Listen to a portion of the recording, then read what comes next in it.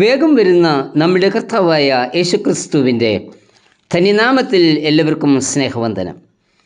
ശിശുക്കൾ ദൈവത്തിൻ്റെ വലിയ ദാനമാണ്. ശിശുക്കളിലുള്ള സാധ്യതകൾ വലുതാകിയാൽ അവരോട് വളരെ ആദരവോടെ വർത്തിക്കേണ്ടതാണ്.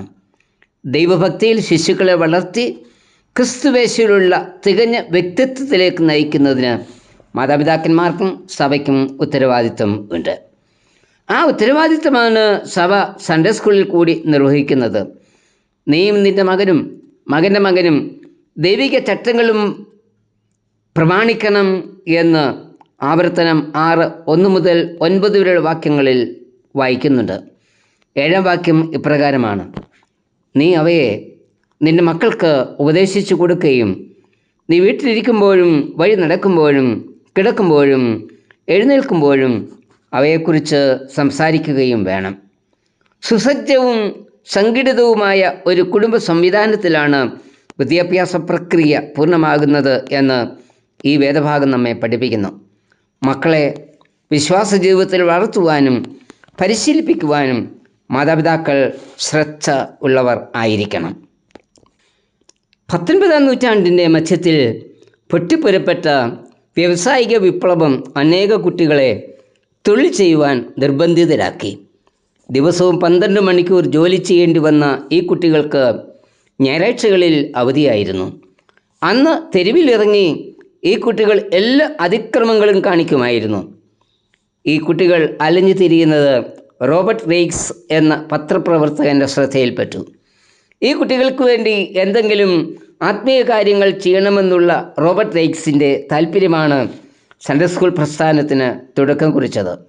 1781 ഇംഗ്ലണ്ടിലെ മെറിഡിത്ത് എന്ന വനിതയുടെ ഭവനത്തിലാണ് റോബർട്ട് റെയ്ക്സ് ഈ പഠനത്തിന് ആരംഭം കുറിച്ചത്. ആദ്യമൊക്കെ കുട്ടികളുടെ പ്രതികരണം വളരെ തണുത്തതായിരുന്നു. എന്നാൽ 1785 ആയപ്പോഴേക്കും ഇംഗ്ലണ്ടിൻ്റെ പല ഭാഗങ്ങളിലായി ഏകദേശം 2,50,000 കുട്ടികൾ ഈ ക്ലാസ്സുകളിൽ ഉത്സാഹത്തോടെ പങ്കെടുക്കുവാൻ തുടങ്ങി. 1781 ഞായറാഴ്ചകളിൽ ആരംഭിച്ച ഈ ക്ലാസ്സാണ് ഇന്ന് ലോകം മുഴുവൻ വ്യാപിച്ച സൺഡേ സ്കൂൾ പ്രസ്ഥാനം. ഇപ്പോൾ സഭ നവംബർ ആദ്യ ഞായർ അഖിലലോക സൺഡേ സ്കൂൾ ഞായർ ആയി ആചരിച്ചു വരുന്നു. ക്രിസ്തീയ വിദ്യാഭ്യാസം വെറും ഒരു സംഘടനാ കാര്യമല്ല, എല്ലാവരും ചേർന്ന ഒരു വിദ്യാഭ്യാസ പ്രവർത്തനമാണ്. പൈതങ്ങളെ എൻ്റെ അടുക്കൽ വരുവാൻ വിടുവീൻ, അവരെ തടുക്കരുത് എന്ന യേശു കർത്താവ് ആഹ്വാനം ചെയ്തത്. മർക്കോസ് 10:14, ലൂക്കോസ് 18:16 വാക്യങ്ങൾ. ക്രിസ്തുവിലേക്ക് കുഞ്ഞുങ്ങൾ വരുവാൻ മുതിർന്നവർ ഒരിക്കലും തടസ്സമാകരുത്. നമ്മുടെ ജീവിതശൈലികളും മാതൃകയില്ലാത്ത സ്വഭാവങ്ങളും കുഞ്ഞുങ്ങളെ ദൈവത്തിൽ നിന്നും അകറ്റുവാൻ പാടില്ല. അവരെ കർത്താവിങ്കിലേക്ക് നടത്തുവാൻ നാം 4 കാര്യങ്ങൾ ചെയ്യണം. 1. ആഹാരം. കുഞ്ഞുങ്ങളുടെ ശാരീരികവും മാനസികവുമായ വളർച്ചയ്ക്ക് ആഹാരം നൽകുന്നത് പോലെ തന്നെ അവരുടെ ആത്മീക വളർച്ചയ്ക്കും ആഹാരം നൽകണം. യേശു പറഞ്ഞു, ഞാൻ ജീവൻ്റെ അപ്പം ആകുന്നു. യോഹന്നാൻ 6:35. ജീവൻ്റെ അപ്പം ആകുന്ന യേശുവിനെ അനുഭവിച്ചറിയുവാൻ കുഞ്ഞുങ്ങളെ സഹായിക്കണം. 2. ശിക്ഷണം ഇന്നത്തെ കാലത്തിന് യോജിച്ചതല്ല എന്ന പലരും കരുതുന്നത്. വടി ഉപയോഗിക്കാത്തവൻ തൻ്റെ മകനെ പകയ്ക്കുന്നു, അവനെ സ്നേഹിക്കുന്നവനോ ചെറുപ്പത്തിലേ അവനെ ശിക്ഷിക്കുന്നു. സദൃശവാക്യം 13:24. കുട്ടികളെ തിരുത്തുവാനുള്ള ചുരുൾ പ്രയോഗം കുറ്റകരമല്ല എന്ന് ഹൈക്കോടതി വ്യക്തമാക്കിയതായി 2026 ഒക്ടോബർ 24 മനോരമ പത്രത്തിൽ വായിക്കുകയുണ്ടായി. കുഞ്ഞുങ്ങളുടെ ജീവിത രീതിയിൽ വന്നുകൂടുന്ന ദുഷ്പരിചയങ്ങൾ മനസ്സിലാക്കി അതിൽ നിന്ന് അവരെ പിന്തിരിപ്പിക്കുവാനുള്ള കടമ മാതാപിതാക്കന്മാർക്ക് ഉണ്ട്. 3. ജാഗ്രത. കുഞ്ഞുങ്ങൾ എവിടെ പോകുന്നു എന്നും ആരുമായി കൂട്ടുകൂടുന്നു എന്നും ഉള്ളതിനെക്കുറിച്ച് മാതാപിതാക്കന്മാർ സഭാ ജാഗരൂകരായിരിക്കണം.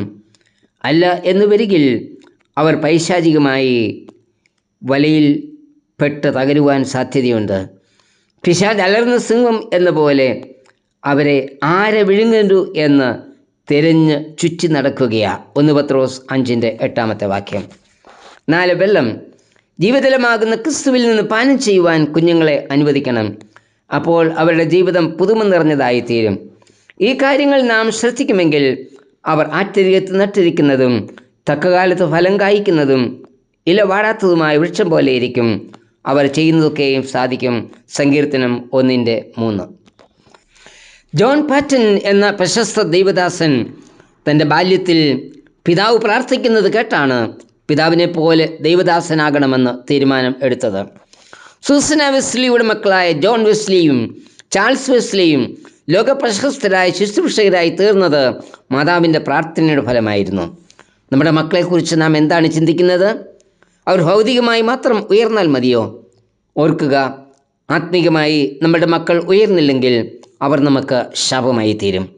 കർത്താവെ, നസറത്തിൽ ജനിച്ചു വളർന്ന് നല്ല മാതൃക കാണിച്ചു തന്ന കർത്താവിനെ അനുഗമിക്കുന്നതിനുള്ള പരിശീലനം മക്കൾക്ക് നൽകുവാൻ എന്നെയും ശക്തീകരിക്കണമേ. ആമേൻ.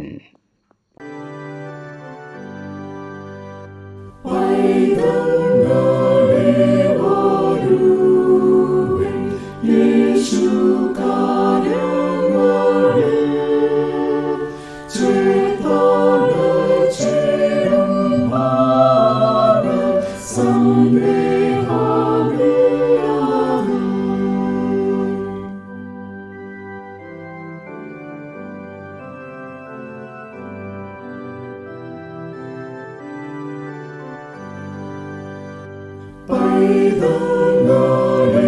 വാഴൂ